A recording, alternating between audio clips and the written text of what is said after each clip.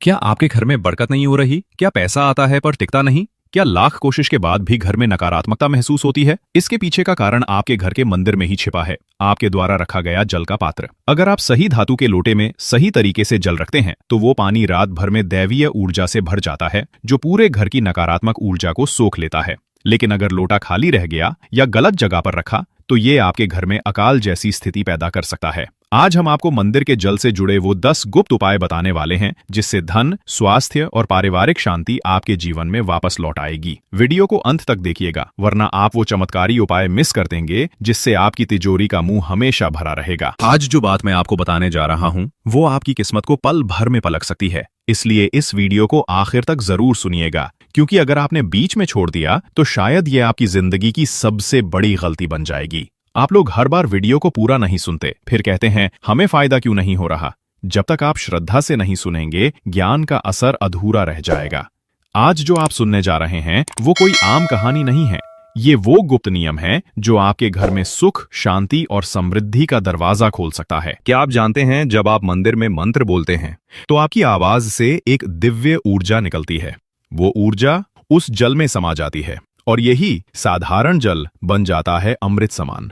देखिए, मंदिर में रखा हुआ जल सिर्फ एक परंपरा नहीं है, ये एक एनर्जी का पावर स्टेशन है। जब आप तांबे या पीतल के लोटे में जल भरकर अपने इष्ट देवता के सामने रखते हैं तो वो लोटा चुंबक की तरह घर की सारी नकारात्मक ऊर्जा को सोख लेता है और घर में पॉजिटिव एनर्जी भर देता है। लेकिन रुकिए, सबसे बड़ी और खतरनाक गलती यही होती है, वो लोटा कभी खाली नहीं रहना चाहिए, क्योंकि खाली पात्र को शास्त्रों में अशुभ माना गया है।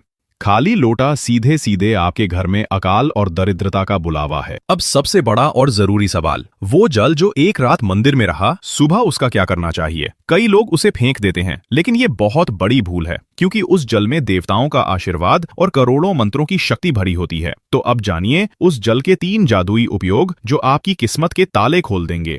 एक, घर में छिड़काव करें। उस जल की कुछ बूंदें हर कमरे में छिड़कें, इससे पूरा घर शुद्ध हो जाएगा और बुरी शक्तियां वहां टिक नहीं पाएंगी। 2, परिवार को पिलाएं। थोड़ा थोड़ा जल परिवार के हर सदस्य को पिलाएं, इससे मन शांत रहेगा, घर में प्रेम बढ़ेगा और सेहत भी बेहतर होती जाएगी। 3, पौधों में डालें। बचा हुआ जल अपने पौधों में डाल दें, इससे पौधे हरे भरे रहेंगे और घर में लक्ष्मी जी का वास होगा। पर यहाँ एक बहुत जरूरी बात है, इस जल को कभी भी सीधे तुलसी के पौधे में ना डालें, क्योंकि ये जल सभी देवताओं को अर्पित होता है। हाँ, अगर जल लड्डू गोपाल या राधा कृष्ण को चढ़ाया गया हो तब आप इसे तुलसी में डाल सकते हैं। और एक छोटा सा रहस्य, सुबह इसी जल से आंखें धोएं, आंखों की रोशनी तेज होगी और बीमारियां दूर भागेंगी। किस धातु का लोटा सबसे शुभ होता है?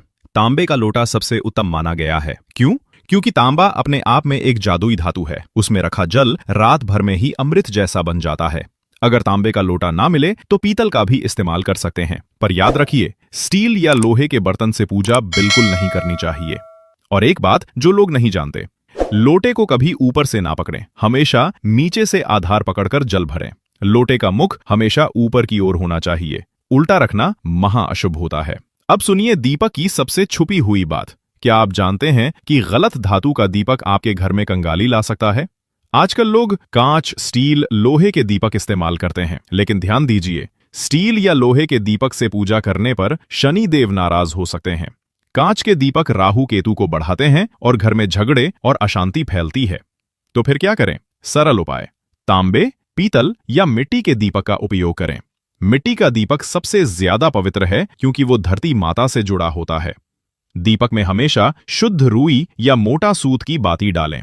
रंगीन या सिंथेटिक धागों से बना दीपक नकारात्मक ऊर्जा फैलाता है। दीपक को पूर्व दिशा में रखें तो आयु बढ़ती है और उत्तर दिशा में रखें तो धन की बरसात होती है। अब सुनिए सबसे शक्तिशाली मंत्र जो आपके घर में कभी पैसों की कमी नहीं होने देगा। सुबह नहाने के बाद मंदिर में बैठकर सिर्फ 11 बार जाप करें। ओम श्रीम ह्रीम क्लीम महालक्ष्म्यै नमः। जाप शुरू करने से पहले दीपक जलाएं और 1 लोटा जल रखें। फिर मंत्र पूरा होने के बाद उस जल को अपनी तिजोरी या दुकान में छिड़कें। ये मंत्र मां लक्ष्मी और कुबेर दोनों को प्रसन्न करता है। ऐसा करने से धन की हानि रुकती है और नए आय के स्रोत खुलते हैं। और हाँ, तिजोरी में हमेशा तांबे का सिक्का रखें और उस पर केसर का टीका लगाएं। आपकी तिजोरी कभी खाली नहीं होगी। हर शुक्रवार मंदिर में गुड़ और चने का प्रसाद चढ़ाएं और फिर गाय या कौवे को खिला दें। इससे शुक्र ग्रह प्रसन्न होता है और धन लाभ होता है। उत्तर दिशा में जल का पात्र रखें और रोज ताजा जल डालें। इससे घर में पॉजिटिव एनर्जी बनी रहती है। अगर कोई व्यक्ति लंबे समय से बीमार है तो मंदिर में रखे जल की 3 बूंदें रोज सुबह खाली पेट दें। बीमारी जल्दी दूर हो जाएगी। अगर घर में झगड़े हो या तनाव हो तो सबको मंदिर का जल एक एक बूंद पिलाएं। परिवार में फिर से प्यार और शांति लौट आएगी। अगर बच्चे पढ़ाई में मन नहीं लगाते तो उनकी किताबों और स्टडी टेबल पर मंदिर का जल छिड़कें। फिर बच्चों से रोज ये शक्तिशाली मंत्र बुलवाएं, ओम ऐं सरस्वत्यै नमः। इससे याददाश्त तेज होगी और पढ़ाई में मन लगेगा। अगर व्यापार ठीक नहीं चल रहा या नौकरी में तरक्की नहीं हो रही तो हर शनिवार पीपल के पेड़ पर जल चढ़ाएं और सरसों के तेल का दीपक जलाएं। दुकान या ऑफिस की उत्तर पूर्व ईशान दिशा में एक छोटा तांबे का कलश रखें और उसमें रोज ताजा जल डालें। कुछ ही दिनों में तरक्की और सफलता आपके कदम चूमेगी। अगर आपके घर में बार बार रुकावटें आ रही हैं, पैसे टिक नहीं रहे, तो समझ लीजिए पितृदोष है। इसे दूर करने के लिए हर अमावस्या को पीपल के पेड़ पर जल और काले तिल चढ़ाएं और ये मंत्र बोलें, ओम नमो भगवते वासुदेवाय नमः। इससे पितृदोष शांत होता है और पितरों की कृपा आप पर बनी रहती है। जीवन में सुख समृद्धि चाहिए तो हर रोज शिवलिंग पर जल चढ़ाएं। सोमवार को दूध और जल से अभिषेक करें। इससे समस्त दोष शांत होते हैं और जीवन में सुख समृद्धि बढ़ती है। इन सभी उपायों को सिर्फ जानकारी मानकर मत सुनिए, इन्हें श्रद्धा और विश्वास से करें, क्योंकि बिना श्रद्धा के किया गया उपाय बस एक रिवाज बन जाता है, उसमें शक्ति नहीं रहती।